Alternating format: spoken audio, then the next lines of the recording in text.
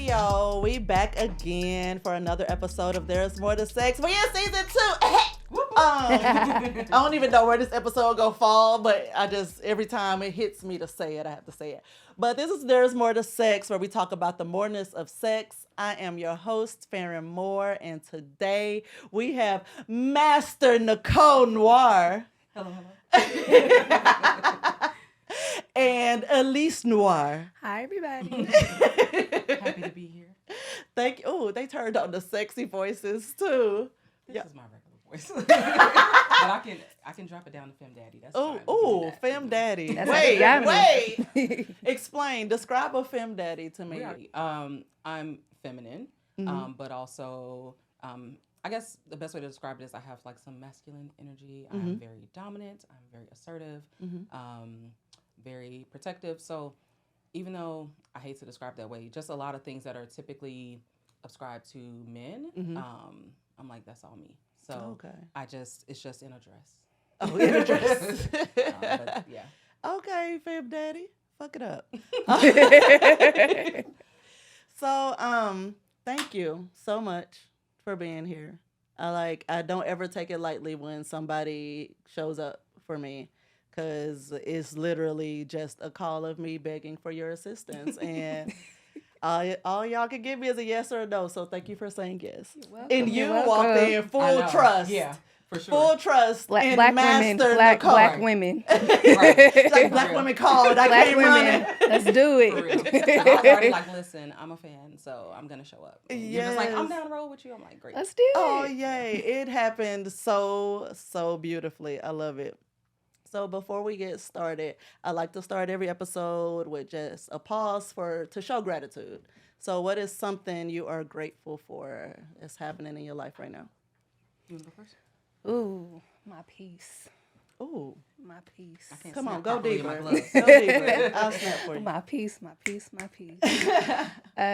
Man, this past year, life has been lifing. Mm-hmm. So to finally just be in a place where I can just exhale and just not have to worry about anything, no cares in the world. I'm like, that is what I'm most like grateful for. Like, this is it. Yes. I love that for I can you. woosah. I just met you, but I feel like you deserve it. Thank you. She's like, Long you don't overdue. even know. Long Okay. overdue. Well, congratulations. Thank you so on much. obtaining your peace. Long overdue. Right? Yes, Master Nicole. Master. I'll have to agree. Definitely peace. Again, life has been lifing, and I have had a recent, just a recent shift that has come with some stuff. But one of the things I'm grateful for that's come with is peace and love. I'm grateful for all the love in my life. Like there's never a shortage. Never a of love, shortage. so I'm very grateful. That's for beautiful. love. Okay. All right. That is beautiful. Beautiful, beautiful. So, how long have you, I'm jumping right in here. How long have you been in the lifestyle? So, okay, I look at it, I guess, in 3 ways. So I'll say that. So there's like kinkster, there's I guess dynamic, and then like leather, like more protocol is how I'll separate it. So kinkster, I don't know, I always was a kinky little something. So so I remember being like 18 and having essentially what I learned later was low-key a little dynamic with this nice young lady that I was involved with. We just kind of naturally fell into this like a DS type of dominant and submissive type of dynamic with each other. But it was strictly around like sex and kink, and it wasn't outside the bedroom. Okay. Well, sometimes, but it was primarily those you up text was outside the bedroom related activities typically. Okay. So that's kind of how I, what piqued my interest, and then I started doing a little research. But I didn't know at first. I was just doing shit and just doing what felt good. Oh, yeah, you're fine. curse. Okay. Yeah. But I was just doing stuff and then exploring. So I entered into a long-term relationship with who is now my wife, but at the time my girlfriend. and we kind of expressed like wanting to explore like some dynamic stuff, some BDSM. And so because I'm a researcher at heart, I dove right in and like looked for community, looked for information or whatever. And so that led me to get involved in Atlanta's kink and BDSM community. So I joined the group. Pause. She did the work. You do not just walk into this like just like, oh, I'm just gonna do it. No. It's not. Learn how it's done. When you start a new job, you trained. Learn things. Like people just be like, I'm just gonna jump in and just choke folks all wrong. They bruised, neck sore, because the technique was off. Like, I'm sorry, I done went on a tangent.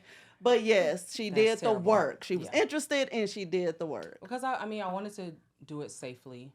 And because, somebody was entrusting me to engage with them in this way. And so, my previous experience was like, just more so like in the bedroom and stuff like that. And we didn't do anything that was so hardcore. But then once I started doing some research, I'm like, okay, I want to know what the hell I'm doing. Like, I'm not trying to just dive in like that. So I joined a group called Black Femdom Atlanta. Okay. And I ended up meeting my mentor through that group. Okay. I saw this badass like Black female dominant. I was like, who is that? Like, just commanded attention. And I'm like, that's looking like something I'm interested in. Like, I like that presence. And so I shot my mentorship shot. And she so gracefully was like, okay, cool. And we ended up having mentorship, and I ended up eventually becoming a member of her house, which is House of Trey, based in Atlanta. And eventually, over the years, I launched my own house. So that was the start. I went into like mentorship, and I started attending events and conferences and teaching, like starting to like lend, because my background is mental health. So starting to lend some of my knowledge to the community. Right. Lots of service, And I'm sure like sounds like it's probably a lot of overlap in that. There is, especially when you think about consent and stuff like that. And so, that's really how I got into it. And then before that, I was doing modeling. I was doing like pinup style. And so I was already used to being like visible as like plus size pinup and Black. Like, there are not that many of us. So I just started to shift my image a little bit to a little bit more like leather, kink, whatever, wear harnesses and more, corsets and stuff like that. And I started to be more visible in kink spaces too, because I wasn't seeing a lot of, especially Black female dominance. I was seeing the other Black women I was seeing were submissive. And I'm like, I'm daddy, so that's not me.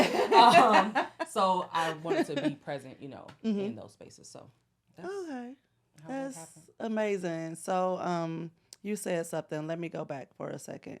Oh, yes. Another note. Let me look at the camera. Give me a second. Accept guidance.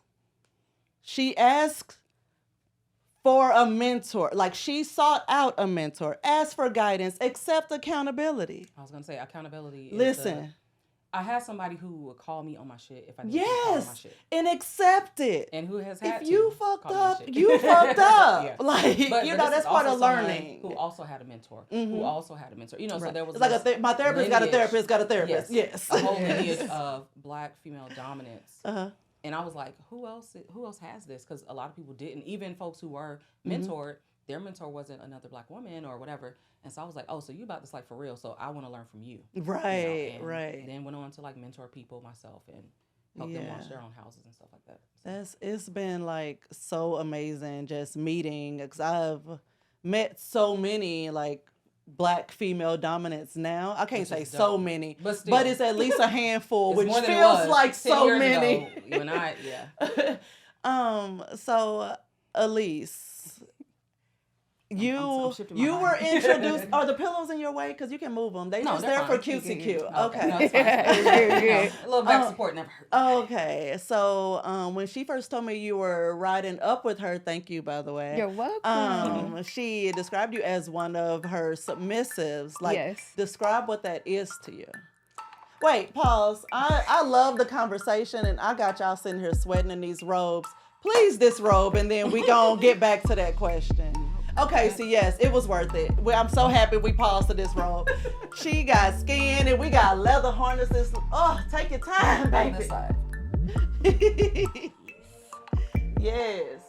Thank you. Mm-hmm. Okay. Yes, leather mama daddy.